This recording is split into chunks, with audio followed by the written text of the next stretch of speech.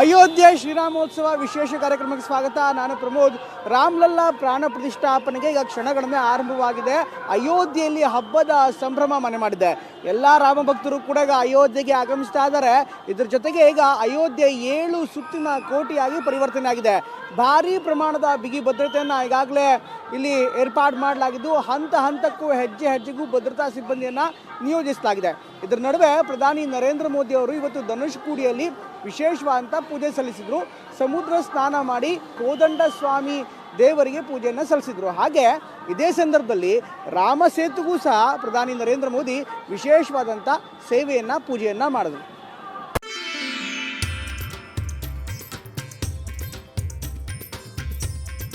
ಶ್ರೀರಾಮಲಲ್ಲಾ ಪ್ರಾಣ ಪ್ರತಿಷ್ಠಾಪನೆಗೆ ಇನ್ನೇನು ಒಂದೇ ದಿನ ಬಾಕಿ ಇದೆ. ಪ್ರಧಾನಿ ನರೇಂದ್ರ ಮೋದಿ ಅವರು ಶ್ರೀರಾಮಲಲ್ಲಾ ಪ್ರಾಣ ಪ್ರತಿಷ್ಠಾಪನೆಯನ್ನ ಮಾಡಲಿದ್ದಾರೆ. ನಾಳೆ ಅತ್ಯಂತ ಮಹತ್ವದ ದಿನ ಆಗಿರುವಂತಹ ಹಿನ್ನೆಲೆಯಲ್ಲಿ ಈ ಕಾರ್ಯಕ್ರಮಕ್ಕೆ ವಿವಿಐಪಿ ಅತಿಥಿಗಳು ಬರ್ತಾ ಇದ್ದಾರೆ. ಈಗ ಟಿವಿ9ಗೆ ಸಿಕ್ಕಿರುವಂತಹ ಮಾಹಿತಿಯ ಪ್ರಕಾರ ಒಟ್ಟು ಅಯೋಧ್ಯೆಯಲ್ಲಿ 12 ವಿವಿಧ ರೀತಿಯ ಪಡೆಗಳನ್ನ, ರಕ್ಷಣಾ ಪಡೆಗಳನ್ನ ಈಗಾಗಲೇ ನಿಯೋಜನೆ ಮಾಡಲಾಗಿದೆ. ರಾಮ ಜನ್ಮಭೂಮಿ ಅಯೋಧ್ಯೆಯಲ್ಲಿ ಶತಮಾನಗಳ ಸಂಭ್ರಮ. ಅಯೋಧ್ಯೆಯಲ್ಲಿ ರಾಮಲಲ್ಲಾ ಪ್ರಾಣ ಪ್ರತಿಷ್ಠಾಪನೆಗೆ ಕ್ಷಣಗಣನೆ.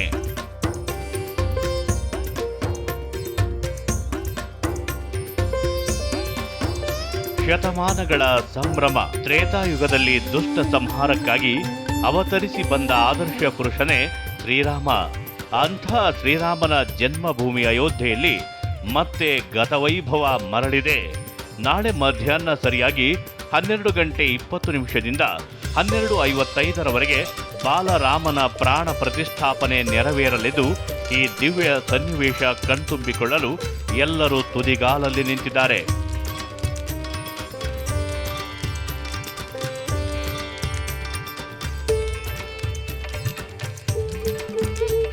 ರಾಮಲಲ್ಲಾ ಪ್ರತಿಷ್ಠಾಪನೆಗೆ ಕೆಲ ಗಂಟೆಗಳಷ್ಟೇ ಬಾಕಿ.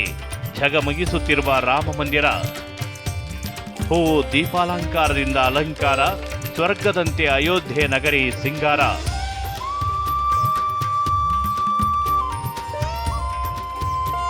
ರಾಮ ಮಂದಿರದ ಮುಖ್ಯ ದ್ವಾರ, ದೇಗುಲದ ಪ್ರಾಂಗಣ, ಗರ್ಭಗುಡಿ ಸೇರಿದಂತೆ ದೇಗುಲದ ಎಲ್ಲಾ ಕಡೆಗಳಲ್ಲಿ ವಿವಿಧ ಹೂವು ಹಾಗೂ ಹಣ್ಣುಗಳಿಂದ ಅಲಂಕಾರ ಮಾಡಿದ್ದಾರೆ. ತಮಿಳುನಾಡು, ಮಹಾರಾಷ್ಟ್ರ, ಕೋಲ್ಕತ್ತಾ ಸೇರಿ ದೇಶದ ವಿವಿಧ ಭಾಗಗಳಿಂದ 2,50,000 ಕೆಜಿ ಹೂವು ತರಲಾಗಿದೆ. ಕಮಲ, ಗುಲಾಬಿ, ಮಲ್ಲಿಗೆ ಮತ್ತು ಸೇವಂತಿ ಹೂಗಳಿಂದ ಶೃಂಗಾರ ಮಾಡಲಾಗಿದೆ.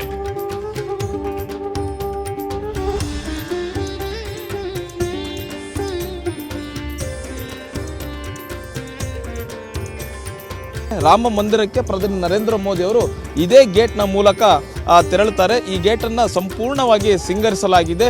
ರಾಮ ಮಂದಿರಕ್ಕೆ ಹೋಗುವಂತಹ ಪ್ರಮುಖ ಗೇಟ್ ಇದು. ಪ್ರಧಾನಿ ನರೇಂದ್ರ ಮೋದಿ ಅವರು ಸೇರಿದಂತೆ ವಿವಿಧ ವಿವಿಐಪಿಗಳು ಇದೇ ಗೇಟ್ ಮೂಲಕ ತೆರಳುತ್ತಾರೆ. ಹೇಗೆ ಈ ಗೇಟನ್ನು ಸಿಂಗರಿಸಲಾಗಿದೆ ಅನ್ನುವಂತಹದನ್ನು ನೋಡಬಹುದು. ಇದು ಮುಖ್ಯ ಪ್ರವೇಶ ದ್ವಾರ. ರಾಮಲಲ್ಲಾ ಪ್ರಾಣ ಪ್ರತಿಷ್ಠಾಪನೆ ಕಾರ್ಯಕ್ರಮಕ್ಕೆ ಸಕಲ ಸಿದ್ಧತೆ ನಡೆದಿದೆ. ಇನ್ನು ನಾಳೆಯೂ ಬೆಳಗ್ಗೆಯಿಂದಲೇ ರಾಮಲಲ್ಲಾ ಮೂರ್ತಿಗೆ ವಿವಿಧ ಪೂಜೆಗಳು ನಡೆಯಲಿವೆ. ಇಂದು ಕೂಡ ಹಲವು ವಿಶೇಷ ಪೂಜೆಗಳು ನಡೆದವು. ನಾಳೆ ರಾಮಮಂದಿರ ಗರ್ಭಗುಡಿಯಲ್ಲಿ ವಿಶೇಷ ಪೂಜೆ ನಡೆಯಲಿದೆ. ಇದರ ಪ್ರಯುಕ್ತ ಇಂದು ಸಹ ಹಲವು ಪೂಜಾ ವಿಧಾನಗಳನ್ನ ನೆರವೇರಿಸಲಾಯಿತು. ಇಂದು ಗರ್ಭಗುಡಿಯಲ್ಲಿ ಬಾಲರಾಮನ ವಿಗ್ರಹಕ್ಕೆ ಔಷಧೀಯ ವಾಸ ನಡೆಸಲಾಯಿತು. ಅಂದ್ರೆ 114 ಕಳಸದಲ್ಲಿರುವ ಔಷಧಿ ಜಲದಿಂದ ರಾಮನ ವಿಗ್ರಹಕ್ಕೆ ಅಭಿಷೇಕ ಮಾಡಲಾಯಿತು. ಬಳಿಕ ಕ್ಷಯಾದಿವಾಸ ಹಾಗೂ ಹೋಮ ಹವನ ಕಾರ್ಯ ನಡೆದವು. ಇದಾದ ಮೇಲೆ 50ಕ್ಕೂ ಹೆಚ್ಚು ಜನರಿಂದ 2 ಗಂಟೆಗಳ ಕಾಲ ಮಂಗಳ ಧ್ವನಿ ಜೈಂಕಾರ ಮೊಳಗಿತು.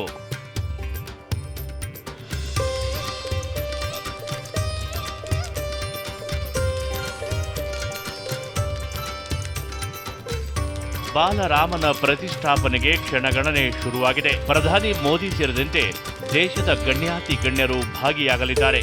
ಹೀಗಾಗಿ ಅಯೋಧ್ಯೆಯಲ್ಲಿ ಹೆಜ್ಜೆ ಹೆಜ್ಜೆಗೂ ಖಾಕಿ ಕಣ್ಗಾವಲಿಟ್ಟಿದೆ. ಅಯೋಧ್ಯೆಗೆ 12 ವಿವಿಧ ರಕ್ಷಣಾ ಪಡೆಗಳು ಭದ್ರತೆ ನೀಡುತ್ತಿದ್ದಾರೆ. ಬರೋಬ್ಬರಿ 35,000 ಭದ್ರತಾ ಸಿಬ್ಬಂದಿ ರಕ್ಷಣಾ ಕಾರ್ಯದಲ್ಲಿ ತೊಡಗಿದ್ದಾರೆ. 18 ವಿವಿಧ ರಕ್ಷಣಾ ಝೋನ್ ನಿರ್ಮಾಣ ಮಾಡಲಾಗಿದೆ. ಅರೆಸೇನಾ ಪಡೆ, RAF ಭದ್ರತಾ ಸಿಬ್ಬಂದಿಯನ್ನ ನಿಯೋಜಿಸಲಾಗಿದೆ. ಈಗ ಟಿವಿ9ಗೆ ಸಿಕ್ಕಿರುವಂತಹ ಮಾಹಿತಿಯ ಪ್ರಕಾರ ಒಟ್ಟು ಅಯೋಧ್ಯೆಯಲ್ಲಿ 12 ವಿವಿಧ ರೀತಿಯ ಪಡೆಗಳನ್ನು, ರಕ್ಷಣಾ ಪಡೆಗಳನ್ನು ಈಗಾಗಲೇ ನಿಯೋಜನೆ ಮಾಡಲಾಗಿದೆ. ಅದು ಅರೆ ಸೈನಿಕ ಪಡೆ ಸೇರಿದಂತೆ ಈ ರೀತಿ 12 ಪಡೆಗಳಿದೆ. ರಾಮನ ಪ್ರಾಣ ಪ್ರತಿಷ್ಠಾಪನಾ ಸಿದ್ಧತೆ ನಡೆಯುತ್ತಿರುವ ಹೊತ್ತಲ್ಲೇ ಪ್ರಧಾನಿ ಮೋದಿ ವಿವಿಧ ದೇವಾಲಯಗಳಿಗೆ ಭೇಟಿ ನಡೆಸಿದರು. ಮೊನ್ನೆ ಲೇಪಾಕ್ಷಿಗೆ ಭೇಟಿ ನೀಡಿದ್ದ ಮೋದಿ ನಿನ್ನೆ ತಮಿಳುನಾಡಿನ ರಂಗಸ್ವಾಮಿ ಹಾಗೂ ರಾಮೇಶ್ವರಂ ದೇವಾಲಯಗಳಿಗೆ ಹೋಗಿದ್ರು. ಅಲ್ಲಿ ವಿಶೇಷ ಪೂಜೆ ಸಲ್ಲಿಸಿದ್ರು. ಇಂದು ಧನುಷ್ಕೋಡಿಯ ಸಮುದ್ರ ತೀರದಲ್ಲಿ ಕೋದಂಡ ರಾಮಸ್ವಾಮಿ ದರ್ಶನ ಪಡೆದ ಮೋದಿ ರಾಮ ಸೇತುವೆಗೆ ವಿಶೇಷ ಪೂಜೆ ಸಲ್ಲಿಸಿದ್ರು. ರಾಮ ಜಪ ಕೂಡ ಮಾಡಿದ್ದಾರೆ.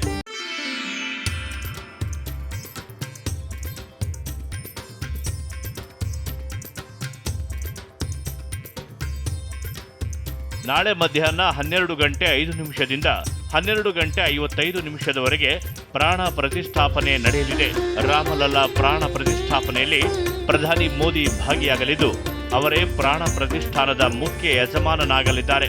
ನಾಳೆ ಮಧ್ಯಾಹ್ನ ಪೂಜೆ ಬಳಿಕ 12:55 ಪೂಜಾ ಸ್ಥಳದಿಂದ ಹೊರಡಲಿರುವ ಮೋದಿ ಮಧ್ಯಾಹ್ನ 1 ಗಂಟೆಗೆ ಸಾರ್ವಜನಿಕ ಕಾರ್ಯಕ್ರಮದಲ್ಲಿ ಭಾಗಿಯಾಗಲಿದ್ದಾರೆ. ಬಳಿಕ ಕುಬೇರ್ ತಿಲಾಗೆ ಭೇಟಿ ಕೊಡಲಿದ್ದಾರೆ. ನಾಳೆ ಮಧ್ಯಾಹ್ನ ಅಯೋಧ್ಯೆಯಿಂದ ದೆಹಲಿಗೆ ವಾಪಸ್ ತೆರಳಲಿದ್ದಾರೆ.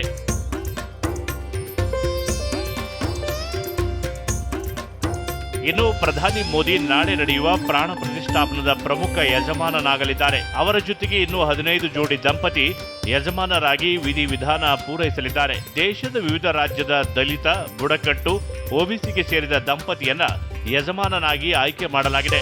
ಇದರಲ್ಲಿ ಕರ್ನಾಟಕದ ಕಲಬುರಗಿಯ ಲಿಂಗರಾಜ್ ವಾಸವರಾಜ್ ಅಪ್ಪ ಸಹ ಯಜಮಾನನಾಗಿರುವುದು ವಿಶೇಷವಾಗಿದೆ.